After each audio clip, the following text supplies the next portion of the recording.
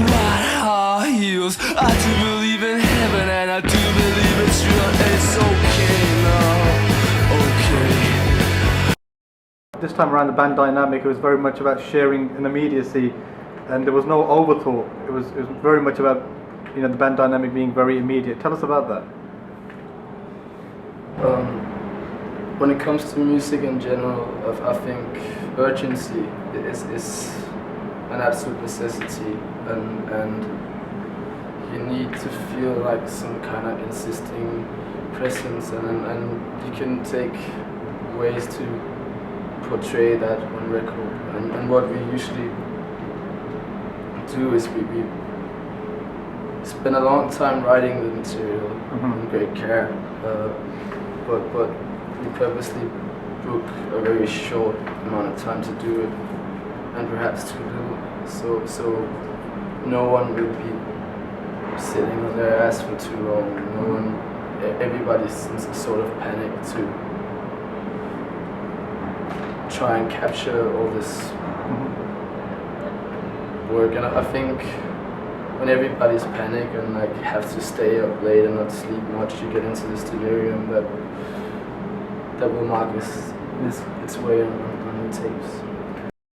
You touched upon that you specifically booked a little time to create that urgency whilst you were in northern Sweden. You know, do you feel that was beneficial to the album's overall outcome? It was beneficial in the sense that we didn't overthink things. We didn't have time to doubt ourselves or ask ourselves, could this be better? You have no choice, so you one song we only did one take of. Knew it was there.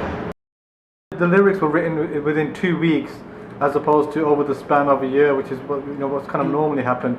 What was that like for you? You know, how did that work out?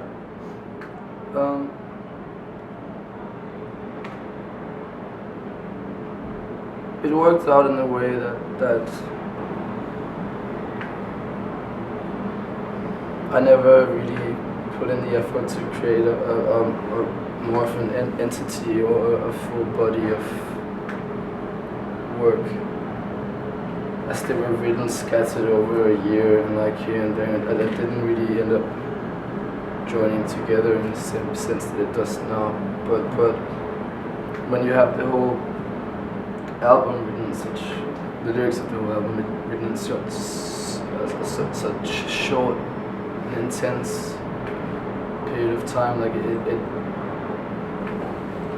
ends up portraying a very distinct state of mind, and all the songs kind of revolve around that headspace. Yeah. And that creates some sort of narrative, not a story, but a narrative, I would call it.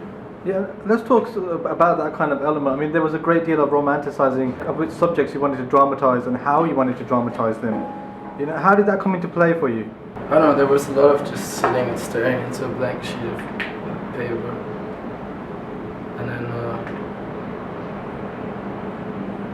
then it just like sort of started appearing, and then later on in the process you became kind of aware of this that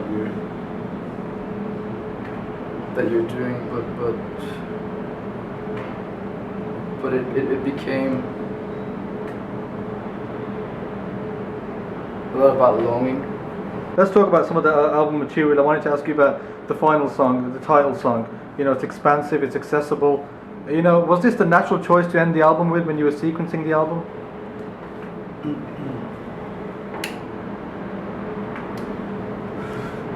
I mean, we haven't planned out the order of the songs before we wrote them, but I think it's a good conclusion and a summarize of the whole album, because that particular song is about those days of writing in Berlin.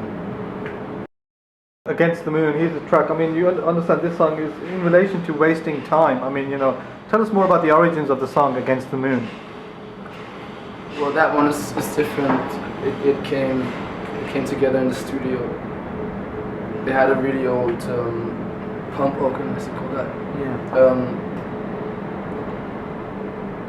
And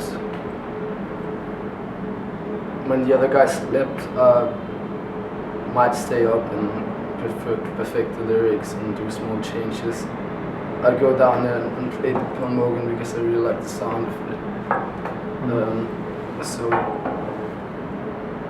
that song just kind of came together the nights up there.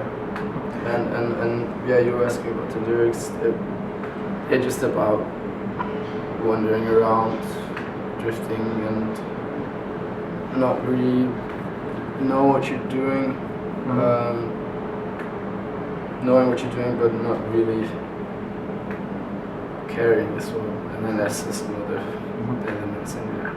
Tell us about another aspect of the album, space within the songs to allow for more interesting instrumentation. I mean, was that something that as a collaborative unit, you know, you focused on, and was it refreshing to have that element?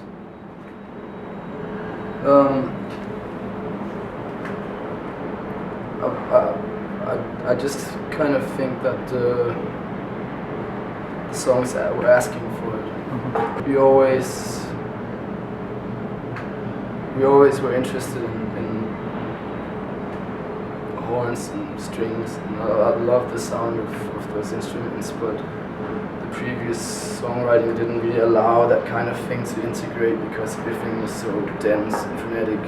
But this time there was space to add these things, and they just kind of just wrote itself.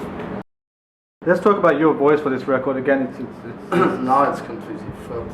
well, it's stellar work. I mean, it's been applauded and commended. Well, I mean, so a lot of media outlets picking up on great work. I mean, there's a lot of emotional intensity with your voice on this album, and it's more intimate. You know, how would you assess the role of your voice for this album overall? I mean, considering the nature of the songwriting, I was left with a lot more space to create drama and expand and explore the songs, because everything was so, you know, 1, 2, 3, 4 before. But with this kind of room and with the ceiling being higher, I get more space to explore singing. For you, is music whatever it needs to be to get the feeling across? I'm just trying to put feelings and atmospheres into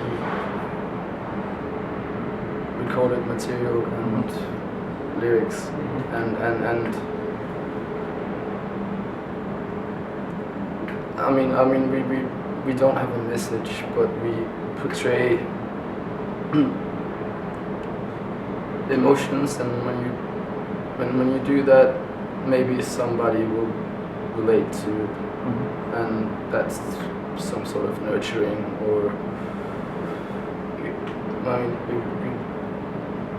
it doesn't have to have a message. We can still, I mean, provoking something in somebody Absolutely. can be good enough. What pleased you most, you know, with this collection of songs in the whole time spent on it and the end result? What's pleased you most personally?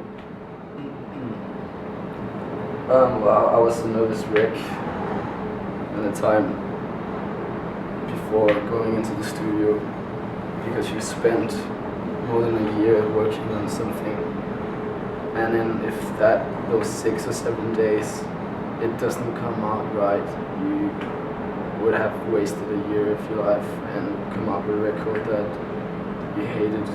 So I was very happy to be left with a feeling of having done this writing justice. You stated you felt like you'd won once the record was complete. Was that something that, like, you know, a feeling that you relished, you know, once? Yeah, because it became what I wanted to. And finally, you know, as you head forward as a band that's respected and, you know, commended for your hard work, what are the key incentives that you hope to stay true to and maintain?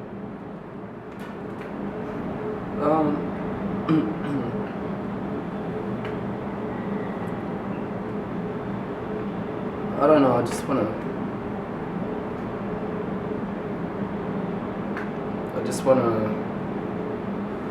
keep on doing what I'm doing. I mean, as long as I can keep on making records, I'm pretty satisfied. Absolutely. And as long as I can, and as my music can evolve simultaneously as my person evolves. That's the plan.